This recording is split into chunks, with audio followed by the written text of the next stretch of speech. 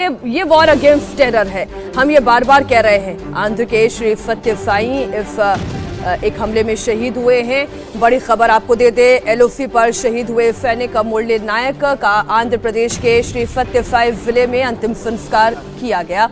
अंतिम संस्कार में आंध्र प्रदेश के डिप्टी सीएम पवन कल्याण, मंत्री लोकेश नारा शामिल हुए। ऑपरेशन सिंदूर के दौरान लाइन ऑफ कंट्रोल पर गुरुवार रात पाकिस्तानी गोलीबारी में हवलदार मुरली नायक शहीद हुए। उन्हें अंतिम श्रद्धांजलि दी गई। आज हमें हर उन नायकों का भी नाम लेना बहुत जरूरी है जिनके दम पर हम, चाहे शहरों की बात करें, लोग बेखौफ अपना जीवन जी रहे हैं, सामान्य कह रहे हैं। आज की सुबह उनके लिए सामान्य है, लेकिन हर घर के लिए ये आज की सुबह सामान्य नहीं है। और ऐसा ही एक घर नारा लोकेश का है, जिन्होंने सर्वोच्च बलिदान दिया, जिन्होंने, इस वक्त आप तस्वीर देख रहे हैं, श्री सत्य साई, जिन्हें श्रद्धांजलि अर्पित की गई। डिप्टी सीएम पवन कल्याण यहां पर मौजूद हैं, श्रद्धांजलि उन्हें अर्पित कर रहे हैं। ऑपरेशन सिंदूर में शहीद हुए हैं हवलदार मुरली। सर, इन तस्वीरों पर हमें कहना बहुत जरूरी है, क्योंकि इन्हीं के हम कहें दमखम पर हम जिंदा हैं, हम सुरक्षित हैं। बिल्कुल मीनाक्षी, आपने सही कहा कि हम अपने शहीदों को जरूर ऐसी श्रद्धांजलि दें जो अपने आप में एक इंस्पिरेशन हो, जो अपने आप में एक अनुकरणीय भावना हमारे सारे यूथ में भेजे।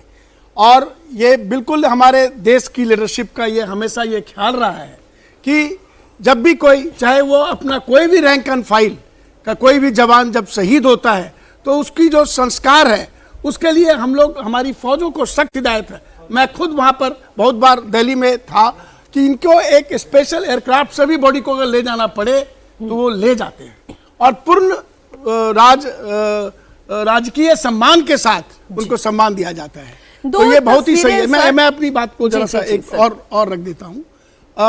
बहुत सही कहा गया कि पाकिस्तान इस नतीजे पे क्यों पहुंचा कि हम लोग सीज फायर के, जब भी कोई बात होती है तो ये बात हमेशा पोजीशन ऑफ स्ट्रेंथ से होनी चाहिए।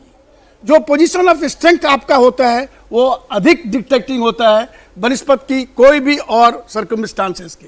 जब इनके 6 के 6 और 8 इनके जो एयरफील्ड का वो हाल हुआ, हश्र हुआ, तब इनको समझ में आ गया कि अब हमारी फौज बिल्कुल एक्सपोज हो जाएगी और तब ये बहाना एलाबाई ढूंढने। आज हम पूरे दिन करेंगे, लेकिन सर इन तस्वीरों का भी बहुत महत्व है। मैं इसलिए आपको रोक रही थी, आप इन तस्वीरों पर आए।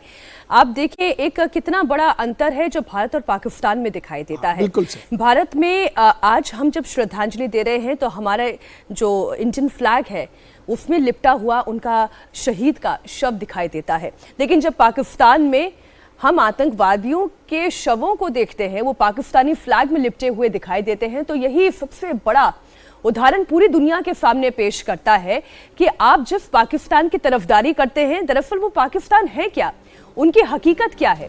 वो श्रद्धांजलि देते हैं आतंकवादियों को, वो श्रद्धांजलि देते हैं, वो फ्यूनरल की नमाज पढ़ते हैं, वो फूल अर्पित करते हैं आतंकवादियों के लिए, जबकि ये सम्मान, इसके हकदार केवल शहीद है, जो इस वक्त हम भारत करके दिखाते हैं। बिल्कुल आपने सही कहा मीनाक्षी।